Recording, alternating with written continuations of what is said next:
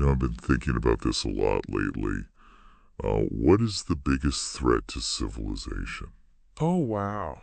I used to think, asteroids Right. or a pandemic, Yeah. some kind of crazy virus or something. Global warming. Yeah, global warming. Uh, but lately I've been thinking it's something a lot more insidious, Hmm. something a lot closer to home. Interesting. I think the biggest threat to civilization might be ourselves. I'd have to agree with you there. I think the greatest danger that we face isn't some external force, but really it Right. does come from within our own Yeah. minds. It, it's kind of a terrifying thought when you think about it. It Like, is. how could something like the Rwandan genocide happen? Yeah. How could seemingly normal people be driven to commit such horrific acts? Right. And is there some kind of hidden vulnerability in our psychology that could make something like that happen again? That's a question that deserves very, very serious consideration. And there's this idea of mass psychosis Hmm. that offers a chillingly plausible explanation. Mass psychosis. Yes. It suggests that societies, just like individuals, can experience a kind of mental breakdown, Oh, wow. where delusional thinking becomes not just common, but the accepted norm. A societal mental breakdown. Yeah, That sounds like something straight out of a sci-fi movie. right. So how does something like that happen? Well, it's a complex process, but it often follows a pattern, Okay. with disturbing parallels to individual hypnosis. Okay, interesting. One of the first steps is establishing trust. Okay. So imagine a charismatic leader or a powerful media outlet. Uh-huh. They can gain the public's confidence, and that makes people much more open to suggestion. That's so true. I mean, think about how easily people can be swayed by, you know, a compelling speaker Yes. or a well-crafted message. It's like we're wired to seek out authority figures Uh-huh. and believe what they tell us, especially in times of uncertainty or fear. Exactly. And that fear is often the next stage. So you have real threats. Okay. You have manufactured crises or even just a constant barrage of negativity. This can create a sense of anxiety and vulnerability in the population. Right. And that makes people desperate for solutions. Hmm. They want someone to tell them what to do and how to feel safe. So they're primed for manipulation, basically. Unfortunately, yes. They're so caught up in the fear that they're not thinking critically anymore. And this is where modern technology and the media can come into play. Yeah. They can focus everyone's attention on a single narrative, Okay. often one that amplifies fear and division. Right. And with everyone fixated on the same perceived threat, it becomes much easier to control the narrative and manipulate people's thinking. It's almost like creating a mental blind spot, isn't it? Where Yeah, people become so fixated on one thing that they lose sight of everything else, right. including their own ability to reason and think critically. That's a good way to put it. And the result of all this can be what some call menticide. Menticides. Yes, the systematic breaking down of independent thought. Wow. It's not just about controlling what people do. Right. It's about controlling what they think and how they see the world. This is all starting to feel a bit too real for me. Yeah, I mean, haven't we seen this play out throughout history? many times. Think about totalitarian regimes. Exactly. They weren't just about brute force. Right. It was about controlling people's minds. Absolutely. Propaganda, misinformation, and outright lies have always been powerful tools for shaping public opinion and bending people to the will of those in power. Hmm. They sow confusion and make it very difficult for people to separate truth from fiction. Right. And this makes them more likely to cling to any narrative that offers a sense of certainty and control. And what about social media? Oh, yeah. What about the role of social media in all this? Huge. It just seems like it's almost custom built for spreading misinformation and reinforcing people's existing biases. It is. You've got algorithms that feed you content you already agree with. Yes. You've got echo chambers where dissenting voices are silenced. And filter bubbles that keep you from seeing anything outside your own narrow perspective. You're hitting on some of the most concerning aspects of the modern media landscape. Yeah. These technologies can be incredibly powerful tools for manipulating people's thinking, Yeah. often without them even realizing it's happening. Yeah, that's scary. It's like we're voluntarily trapping ourselves in these mental prisons Oh, where our own biases and preconceptions are constantly being reinforced. Yeah. It's like we're choosing to put on blinders Right. and only see what we want to see What is that? and ignore anything that might challenge our worldview.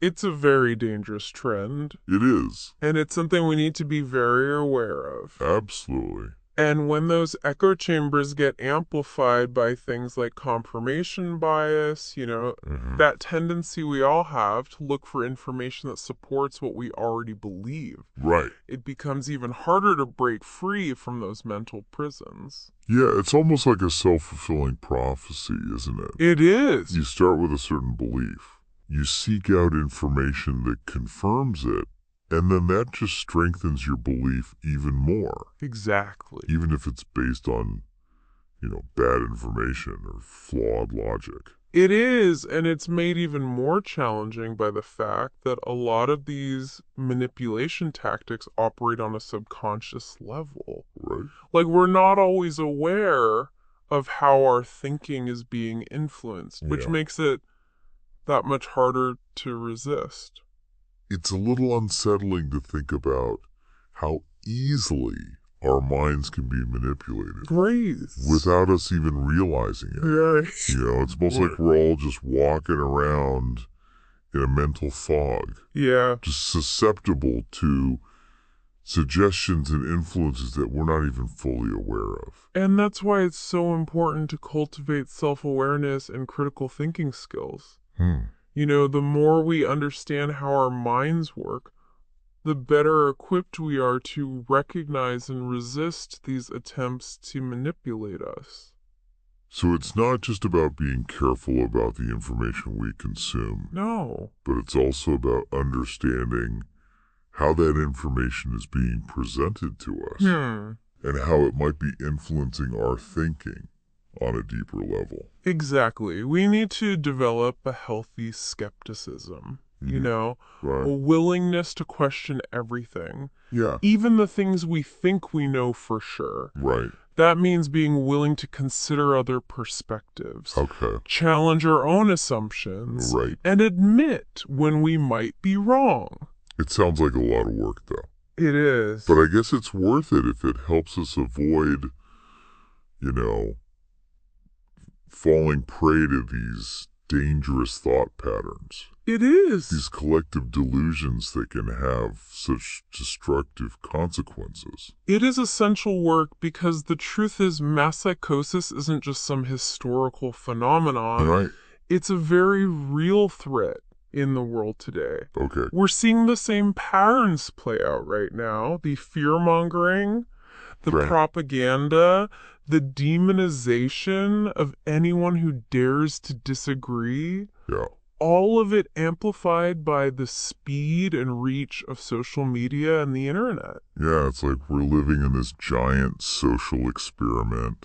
It is. And we're the unwitting subjects. Right. And the scariest part is we don't even know what the outcome is going to be. That is a sobering thought, and it underscores the urgency of understanding these psychological dynamics Okay. and developing strategies for resisting these attempts to manipulate our minds, because the stakes are incredibly high. Mm-hmm. We're talking about the future of our societies and the well-being of future generations. Where do we even begin? Yeah. If these manipulation tactics are so subtle and insidious, Right. how can we even recognize them? It starts with paying attention to the signs, the red flags that suggest something might be amiss. Okay. For example, one of the hallmarks of mass psychosis is increased conformity. Hmm. When critical thinking and individual expression are discouraged, Right? and everyone's expected to just fall in line with the prevailing narrative, Right. that's a sign that something's wrong. So it's not just about people believing something that's false. No. It's about them being afraid to question that belief, Right. to speak out against it, or even just to consider the possibility that there might be another side to the story. Exactly. That suppression of dissent is a key tactic in any attempt to control people's minds. Okay. Because once you silence the voices of those who disagree, you create this illusion of consensus, Mm-hmm. this false sense that everybody agrees with the official narrative, Uh-huh.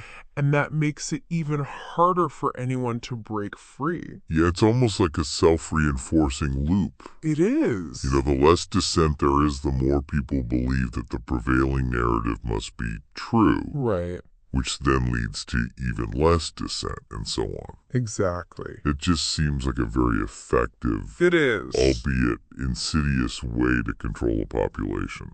It's a tactic that's been used throughout history, and it's just as effective today as it ever was. Mm.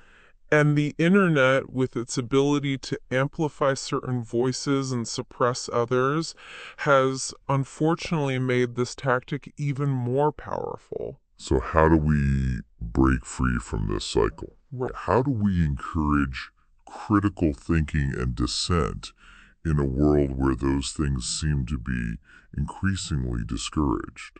It's a difficult challenge, but it's not insurmountable. Good. It starts with individuals taking responsibility for their own thinking, developing those critical thinking skills, Okay. and cultivating a healthy skepticism Right. towards any information that's presented to them, especially if it comes from a source that has a vested interest in shaping their beliefs. So it's about being mindful of the sources we trust, Yes. about checking facts, Absolutely. considering multiple perspectives, Yes. and being willing to change our minds when presented with new evidence. Exactly. It's about being active participants in the formation of our own beliefs rather than passive recipients of whatever information is fed to us. That makes sense. But what about the role of institutions? Oh, yeah. It seems like they play a significant role in shaping public opinion and enforcing conformity.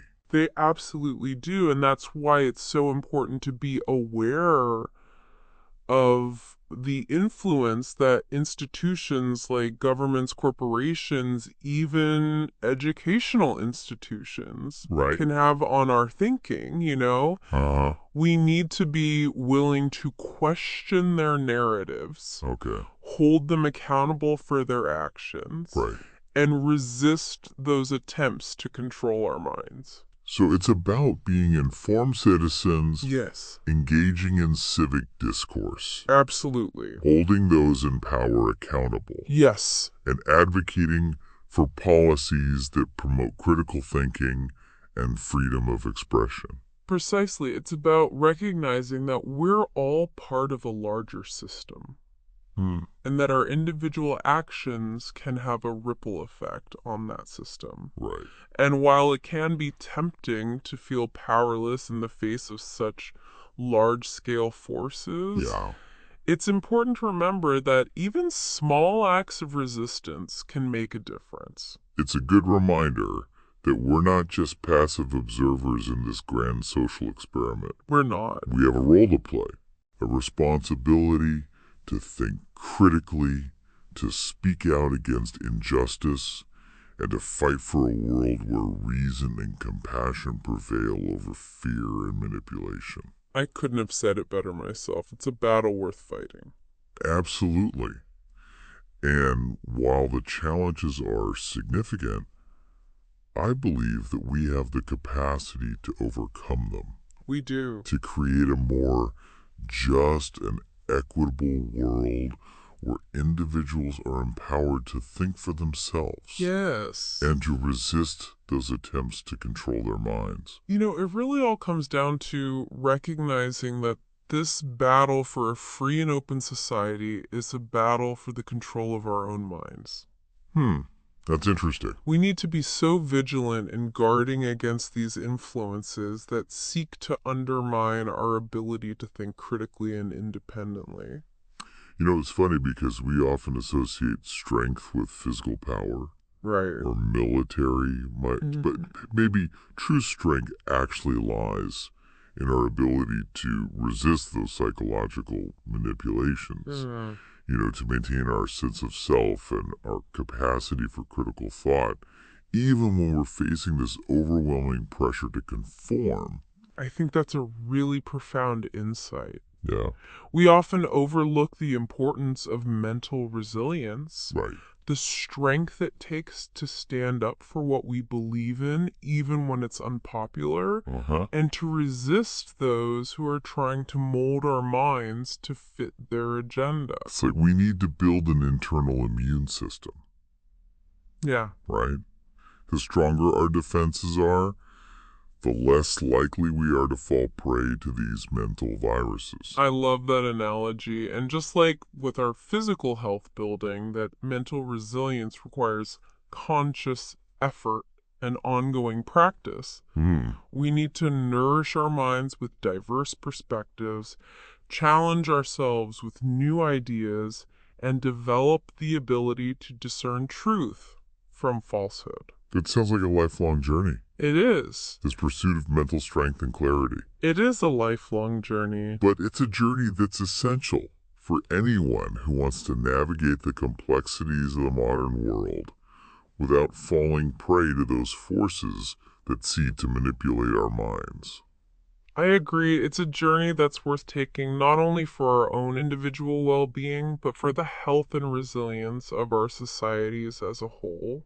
This has been such an insightful conversation. It has. I feel like I have a much deeper understanding of the psychological forces that shape our beliefs and behaviors, and just the importance of cultivating critical thinking skills and mental resilience in a world that seems like it's almost designed to undermine those very things. I'm so glad to hear that. And remember, you're not alone in this journey. Yeah. There are countless individuals and organizations out there dedicated to promoting critical thinking, media literacy, and mental well-being. That's great. There are resources available, communities you can connect with, and tools to help you navigate these challenges and emerge as a stronger, more resilient individual. It's reassuring to know that because it's so easy to feel overwhelmed by the scale of these challenges. But it's also empowering to remember that we do have the power to make a difference, Yes, we do. To start with ourselves and to ripple outward, inspiring others to join us in this pursuit of a more sane and compassionate world. Well said, and as we wrap up, I'd like to leave you with a thought-provoking piece of music to contemplate. If you're looking for an anthem for this journey of mental resistance, I highly recommend Crazy Train by Ozzy Osbourne. Oh, I love that song. Yeah. It's such a powerful reminder that the world can sometimes feel like a crazy train, Yeah. just hurtling towards an uncertain destination, but it's also a call to action. an invitation to take control of our own minds and choose a different path, Oh, one that leads to a more just and equitable future. exactly. Yeah. Let's choose sanity. Let's choose compassion. Let's choose a future where reason and critical thinking prevail.